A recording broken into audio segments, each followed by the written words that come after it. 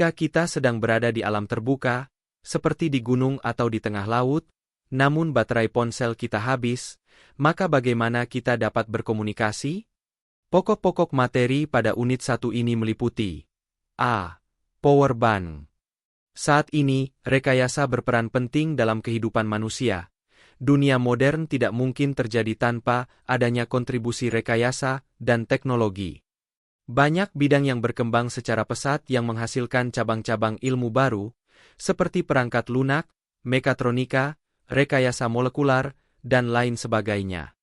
Cabang ilmu baru tersebut dapat berupa pengembangan satu ilmu, dan juga dapat berupa pengembangan dari lebih satu cabang ilmu yang biasa disebut dengan multidisiplin. Hal ini terjadi karena memang terdapat kebutuhan akan hal tersebut di lapangan atau di masyarakat. Telepon genggam saat ini menjadi salah satu kebutuhan bagi berbagai kalangan usia, baik itu yang berada di perkotaan maupun di pedesaan. Bahkan untuk usia produktif, telepon genggam dan alat elektronik lainnya menjadi alat yang sangat dibutuhkan untuk menunjang seluruh aktivitas. Saat ini, para petani, pedagang, atau apapun profesinya cukup bergantung pada alat ini. Ide di balik powerbank adalah agar akses terhadap daya listrik tetap dapat kita peroleh bahkan jika kita berada di puncak gunung yang tidak ditemukan sumber listrik. Powerbank terdiri dari baterai dan rangkaian elektronik sebagai pengatur listrik ketika powerbank diisi atau ketika digunakan untuk mengisi. Powerbank dengan merek yang berbeda tentu memiliki jenis baterai dan rangkaian yang berbeda pula, sehingga berdampak kepada kapasitas powerbank tersebut. Powerbank umumnya mempunyai baterai yang tersambung secara paralel, sehingga luaran arus besar tetapi tegangannya tetap. Setiap powerbank mempunyai kemampuan yang berbeda dalam mengisi baterai telepon genggam. Besarnya arus yang tertera pada setiap powerbank menentukan kemampuan powerbank tersebut. Powerbank yang tersedia di pasaran saat ini terdiri dari dua jenis, yaitu lithium-ion cell dan lithium polymer cell. Lithium-ion cell mempunyai densitas energi yang lebih tinggi dibandingkan dengan lithium polymer cell. Selain itu, powerbank lithium-ion cell memiliki harga lebih murah daripada powerbank lithium polymer cell. Akan tetapi, dari segi keamanan, powerbank lithium polymer cell lebih aman dan tidak mengalami kehilangan charging capacity terhadap waktu. Powerbank dengan arus besar akan terlihat lebih besar karena di dalamnya terdapat rangkaian baterai yang semakin banyak yang disambungkan secara paralel seperti tampak pada gambar berikut. Selain powerbank universal, terdapat juga powerbank sel surya seperti yang ditunjukkan pada gambar 1. 2. Fitur utama dari powerbank sel surya yang membuatnya unik adalah selama ada sinar matahari, meskipun hanya sedikit, powerbank akan menarik daya. Daya yang dikumpulkan pada siang hari kemudian disimpan untuk digunakan pada saat dibutuhkan. Sebagian besar powerbank sel surya portable tidak dapat digunakan untuk pengisian daya tinggi dan berjam-jam.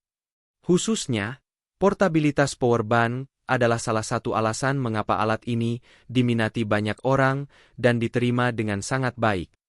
Hal inilah yang menyebabkan mengapa powerbank berukuran besar ditempatkan secara permanen atau sementara di lokasi tertentu.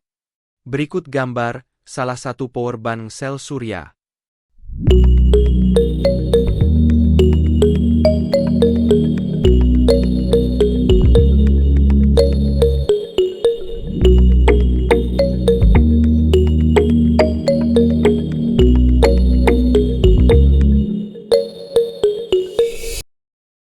B. Sel surya. Sel surya merupakan perkembangan teknologi bahan yang memanfaatkan sifat bahan. Ditinjau dari daya hantar listrik, bahan dikelompokkan ke dalam bahan isolator, konduktor, semikonduktor, dan superkonduktor. Konduktor adalah bahan yang dapat menghantarkan energi listrik dengan sangat baik, sedangkan isolator merupakan bahan yang tidak dapat menghantarkan energi listrik dengan baik.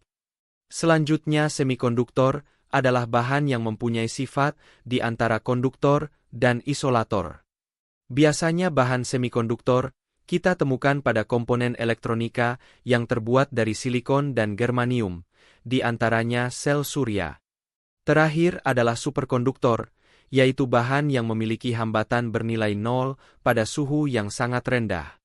Komponen penting dalam power bank tenaga surya adalah panel surya mini yang berfungsi menangkap dan mengonversi cahaya menjadi energi listrik. Panel surya mini ini dihubungkan dengan micro USB charger dan diode. Micro USB charger berfungsi untuk menerima energi listrik dari panel surya dan diisikan ke baterai litium yang digunakan. Kemudian daya listrik akan disimpan di dalam baterai. Diode berfungsi sebagai penyiarah arus listrik dari panel surya. Selain itu, diode juga berfungsi sebagai pengaman ketika sel surya tidak bisa menghasilkan daya pada malam hari, yaitu jika terdapat arus listrik yang mengalir dari sumber listrik ke konektor mikro, mini USB, maka arus listrik tersebut tertahan di diode, tidak sampai ke panel surya. Setelah itu, baterai dihubungkan dengan USB booster yang berfungsi untuk menstabilkan tegangan output yang dialirkan dari baterai agar menghasilkan tegangan yang stabil. Kemudian USB booster dihubungkan dengan saklar untuk membuka dan menutup aliran listrik pada rangkaian tersebut. Ketika power bank tidak digunakan, maka saklarnya harus di-off-kan agar baterai tidak boros karena mengaktifkan modul output USB booster secara terus-menerus. Semua komponen listrik tersebut dirangkai secara paralel, kecuali USB booster terhadap saklar yang dirangkai secara seri. Masyarakat saat ini menginginkan segala sesuatu dilakukan secara cepat, mudah, praktis, dan modern dikarenakan aktivitas setiap individu semakin meningkat. Hal tersebut yang mendorong manusia melakukan berbagai inovasi di berbagai bidang dengan memanfaatkan perkembangan ilmu pengetahuan dan teknologi. Produk rekayasa merupakan salah satu contoh inovasi produk yang dapat mempermudah aktivitas manusia sehari-hari. Pompa galon elektrik, komposter sampah, mini reaktor biogas, dan power bank sel surya adalah beberapa contoh produk rekayasa. Produk tersebut memanfaatkan teknologi terapan yang sederhana sehingga mudah dibuat, serta menggunakan bahan yang mudah didapat dengan harga yang terjangkau. Perkembangan teknologi dan pengetahuan terus menghasilkan produk yang memudahkan aktivitas manusia sehingga menjadi nyaman.